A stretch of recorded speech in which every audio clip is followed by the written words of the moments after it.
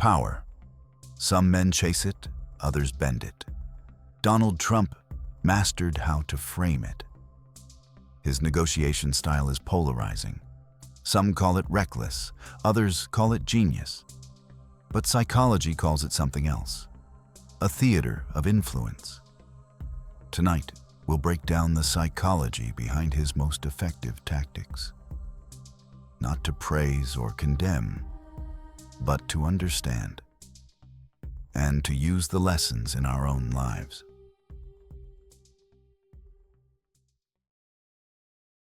Certainty is gravity. It pulls decisions into its orbit. In any negotiation, the one who projects certainty becomes the center of the room. Donald Trump understood this better than most. He once wrote, "I play to people's fantasies. I call it truthful hyperbole. It's a very effective form of promotion." Think about that phrase, truthful hyperbole. It sounds like a contradiction, doesn't it? But what he meant was simple. Exaggerate with confidence, not to deceive, but to magnify. And people will lean toward you because confidence feels safe. Psychologists call this authority bias. When someone speaks with unwavering conviction, we instinctively assign them more authority, even if the facts aren't fully checked, even if they're only partly right. Because our brains crave clarity more than truth. Certainty reduces mental effort. It silences doubt. It lets people relax into the easiest path, following the one who sounds most sure.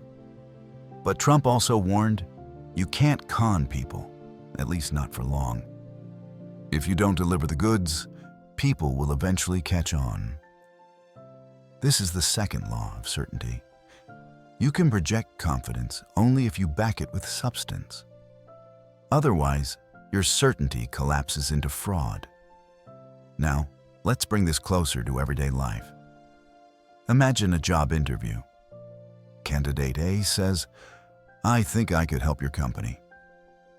I believe I might fit in." Candidate B says, "I increase onboarding completion to 92% in 60 days.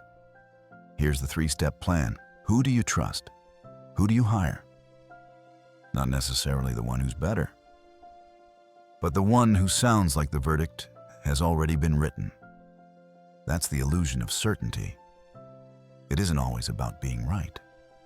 It's about sounding like the future is already secure in your hands. Let's take another example. Pricing your work. The weak approach. My rate is around $1,200, but we can discuss. The strong approach. My rate is $1,200. It includes A, B, and C. We begin Friday. See the difference? The weak voice asks for negotiation. The strong voice sets the frame, then leaves space for agreement. And in relationships, this pattern is even clearer. Picture 2 men asking for a date. The first says, "Maybe we could hang out sometime, if you're free." The second says, "Drinks. Thursday, 7 p.m. If you're in, great." One sounds uncertain, tentative, almost apologetic. The other sounds like a path you can step into. Certainty is attractive because it signals stability. But how do you build this illusion in your own life without crossing into arrogance? Here are the micro techniques Trump used, and you can use too. First, declare, then define. Lead with the conclusion, then explain the steps. People remember the verdict more than the evidence. Second, use downward endings. Say, "We start Monday," not "We start Monday." Your tone is part of your authority. Third, ban the hedges. Remove words like maybe, probably, kind of, I think. Replace them with is, will, does, here's why. Fourth, own silence. Speak your line. Then stop. Trump mastered this. Saying something bold, then standing back while the silence did the work. But here's the ethical guardrail. Certainty is not lying. It's not faking facts. It's framing facts with conviction. As Trump himself said, "In the end, you're measured not by how much you undertake, but by what you finally accomplish." Your certainty must deliver results, or the illusion breaks. Now, let's flip the coin. How do you defend yourself when someone uses certainty against you? Because certainty can also be a weapon. Here's the counterplay. When someone dominates the room with confidence, don't fight their tone. Interrogate their plan. Ask for operational details. Walk me through the first 2 weeks, step by step. Test for falsifiability. What evidence tomorrow would make you change your mind? Time box the claim. Excellent. Let's review results in 10 days and reframe the stakes. Our priority is reliability, not speed. By shifting the frame, you strip the illusion of its power. You remind the room that certainty without proof is just noise. So let me ask you, how many times in your life have you lost opportunities? Not because someone was smarter, but because they sounded more certain. And how many times have you doubted yourself, only to watch someone else succeed with less skill but more conviction? This is the silent law of human interaction. People don't want the best answer. They want the least uncertain path. So practice. Strip hedges from your language. Record yourself turning question marks into periods. Try one conversation today where you speak the conclusion first, then the explanation. You don't need to be loud. You don't need to be arrogant. You need to be decided. Remember this line: speak like the verdict, then deliver the goods. An empty chair can be the loudest voice in the room. Silence, absence, the possibility that you might not show up at all. That's pressure. Donald Trump once wrote, "I never get too attached to one deal. I keep a lot of balls in the air because most deals fall out no matter how promising they seem at first." That's walk-away power. It's not about drama. It's not about slamming the door. It's about holding enough options that you never fear losing one. In psychology, this draws on loss aversion. Humans hate losing twice as much as they enjoy winning. So in negotiation, if you can convince the other side that losing you is possible, they will often give ground just to stop the loss from becoming real. Trump once said, "Sometimes by losing a battle, you find a new way to win the war." This is the paradox of walking away. The short-term loss creates long-term power because people respect what they can't control. Now let's translate this into everyday life. At work, imagine asking for a raise. The weak approach: "I was hoping for a raise, but if not, that's okay." The strong approach: "I deliver X results. I expect Y compensation. If that's not possible, I'll explore other opportunities." You don't threaten, you simply state. And suddenly, your boss isn't asking, "Should we pay him more?" They're asking, "Can we afford to lose him?" With clients, weak frame: "Please let me know when you're ready. I'll wait." Strong frame: "I only take on 2 projects a month. If this isn't the right time, I'll free the slot for someone else." You flip the frame. The client is no longer deciding whether to buy you. They're deciding whether to lose you. Even in relationships. Weak: "Please don't leave. I'll change." Strong: "If this doesn't work for you, that's okay. I won't force it." Scarcity creates attraction. Boundaries create respect. The one who fears loss less controls the rhythm. But here's the catch. Walk-away power only works if it's real. You can't fake abundance. you must build it. Options are your foundation. Trump described it bluntly. Deals are my art form. Other people paint beautifully on canvas. I like making deals, preferably big deals. That's how I get my kicks. Always more than one deal, always more than one option, always a bigger picture than the table in front of you. So how do you train walkaway power in your own life? Step 1. Build options. Don't rely on one job application, one client, one person. Keep parallel paths alive. Step 2. Create scarcity. Limit your availability. Not every hour is negotiable. Not every project is yours. Step 3. Define standards before the meeting. If your minimum terms aren't met, you walk. That's not arrogance. It's clarity. Now, how do you defend yourself when someone else uses this against you? Because walkaway power cuts both ways. If they threaten to leave, test the bluff. What does walking away look like? What's your next step? Reframe their loss. If you walk, here's what you miss out on. Slow the clock. Let's reconvene tomorrow. If it's truly over, it will still be over then. And build your own options, so their absence isn't a crisis. Trump once admitted, "The worst thing you can possibly do in a deal is seem desperate to make it. That makes the other guy smell blood, and then you're dead." That's the danger. Desperation leaks, and the cure is options. So ask yourself, where in your life are you negotiating with no exit? Where are you clinging to one path because you don't believe you have another? The power to walk away is the power to decide, not just in business, not just in politics, but in every human relationship. Remember this: the chair you can leave is the chair you control. The most dangerous opponent isn't the strongest. It's the one you can't predict. Donald Trump once said, "We must, as a nation, be more unpredictable." We have to be unpredictable starting now. That line tells you everything.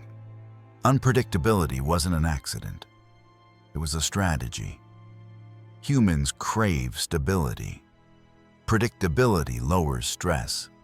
Our brains run on patterns. When patterns hold, we relax. When patterns break, we panic. Psychologists call this uncertainty avoidance. When the future feels unstable, people give up the perfect solution just to restore calm. They will pay for peace. Trump understood this. He would announce a policy one morning, then contradict it by evening. He would praise an ally one week, then threaten them the next. One day tariffs were on, the next day off. Why? Because while everyone else scrambled to decode his mood, he held the advantage. Opponents spent their energy trying to predict him instead of defending themselves. This is the madman strategy. Keep people off balance long enough, and they'll choose concessions over chaos. Trump once explained his thinking in The Art of the Deal. The element of surprise is a powerful tool. When people don't know what you're going to do, they can't prepare defenses. That is unpredictability as a weapon. Now, let's step into your world. Think about the workplace. An unpredictable boss praises you one day, explodes the next. No one knows what mood he's in. So employees tiptoe, overwork, double-check everything. Not because he's fair, but because they fear his volatility. That unpredictability is addictive. Think about a negotiation. A buyer delays meetings, changes terms, cancels suddenly. Vendors slash prices and sweeten offers just to calm the chaos. The deal shifts in the buyer's favor, not because of reason, but because of disorder. That's the psychology. Unpredictability makes others want stability. and they'll trade value to get it. But there's a danger here.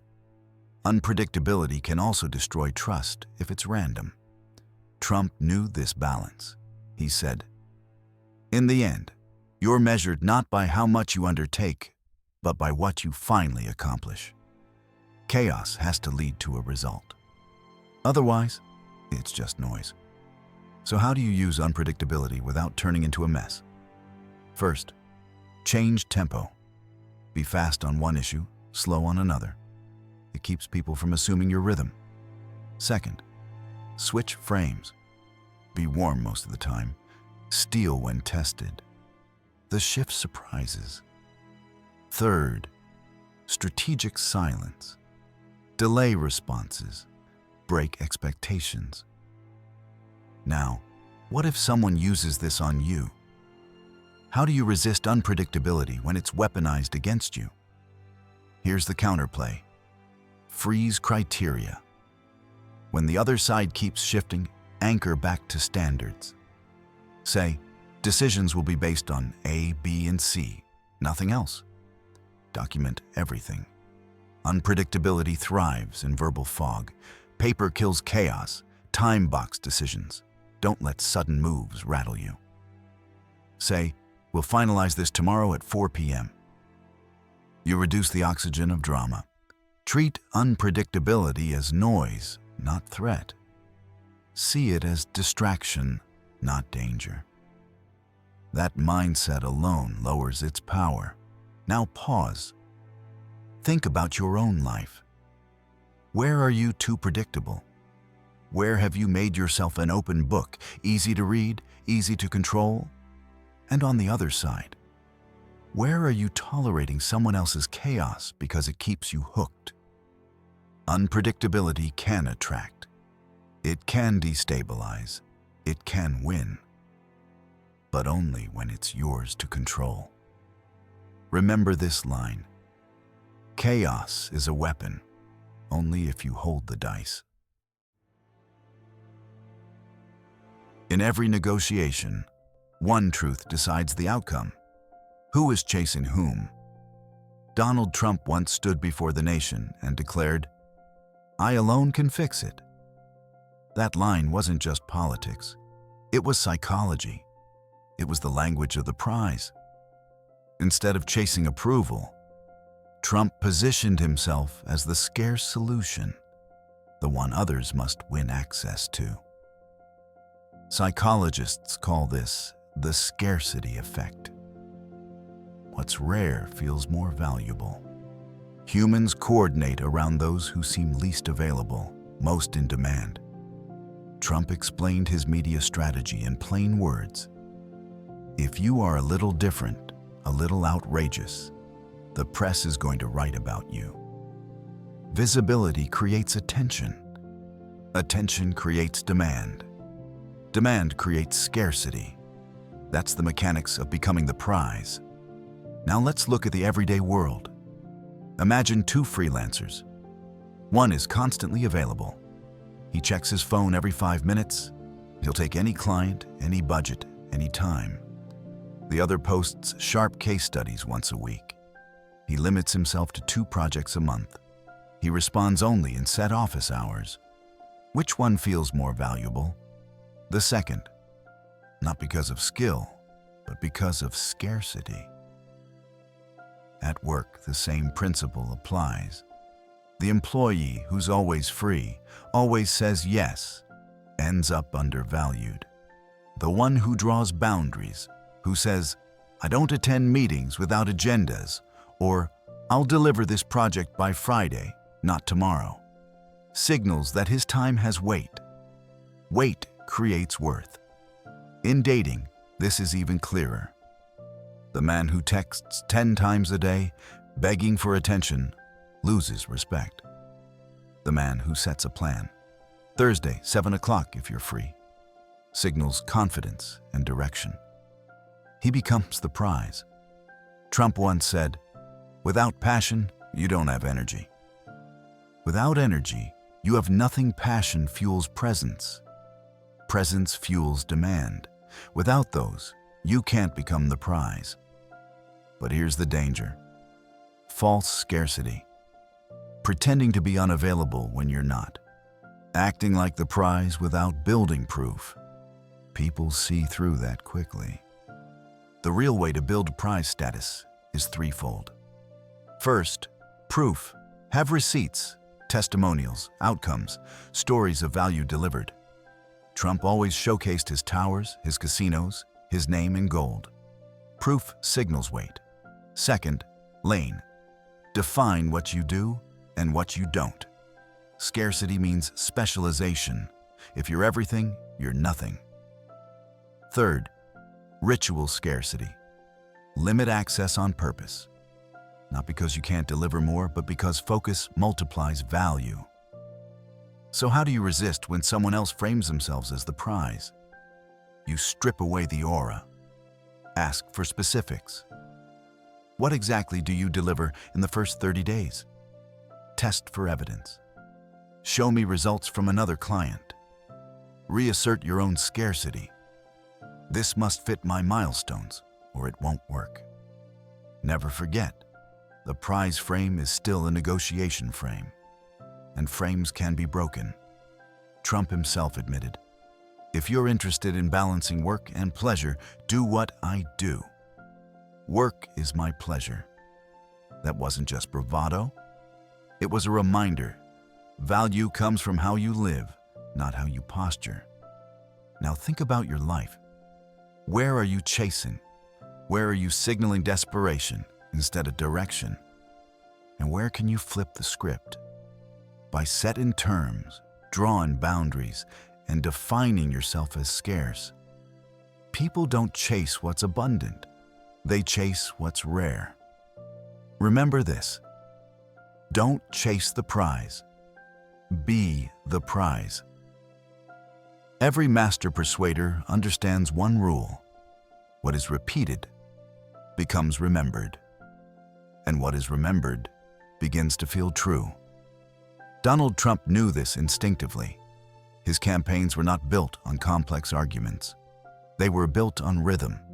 3 words, again and again. Make America great again. Over and over, until it was no longer a slogan, but a reality in people's minds. He once admitted openly, "From a pure business point of view, even a critical story can be very valuable to your business." Why? Because even criticism keeps the name alive. Every mention reinforces memory, and memory creates familiarity. Psychologists call this the illusory truth effect. When people hear a statement repeatedly, their brains confuse familiarity with accuracy. It doesn't matter if it's true the first time. What matters is that it's familiar the 10th time. Trump also revealed another layer. People want to believe that something is the biggest and the greatest. I call it truthful hyperbole. Notice the pattern? Not only repeat, but repeat the superlative. The biggest, the greatest, the best. Exaggeration, hammered consistently, takes root. This strategy is not unique to politics. It's everywhere. In advertising, why do you remember jingles from decades ago? Because the tune played 1,000 times until it etched itself into your brain. In religion, why do prayers and chants repeat? Because rhythm engraves belief. But repetition carries a warning. Too much without delivery turns into noise. Trump himself acknowledged this. You can't con people, at least not for long. If you don't deliver the goods, people will eventually catch on. That's the guardrail. Repetition creates attention, but delivery creates belief. One without the other collapses. So how do you use repetition in your own life? First, choose one message, not 5. 1. It could be a standard in your family. It could be a phrase you live by. Second, place it everywhere. Not obnoxiously, but consistently. On your introductions, in your actions. Third, link it with proof. Repeat the claim, but match it with results that echo the words. Now pause and think. What lines are being repeated to you daily? By ads? By people close to you? By your own inner voice? Which ones are you absorbing without question, simply because they're familiar? And what single line could you choose to repeat, to condition others to see your value clearly? Because in the end, repetition is not just communication, it's identity. Say it often enough, and it becomes who you are in people's minds. Remember this: repetition makes memory, delivery makes belief. Negotiation isn't about truth. It isn't about fairness. It's theater. Certainty bends the room. Walking away builds power. Unpredictability unsettles. Being the prize attracts. Repetition conditions. But the curtain call matters. Trump once wrote, "In the end, you're measured not by how much you undertake, but by what you finally accomplish." That's the final law. Frame boldly. Play the theater, but deliver the result. Because all the tactics in the world collapse if the goods never arrive. So remember, speak like the verdict. Then deliver the proof.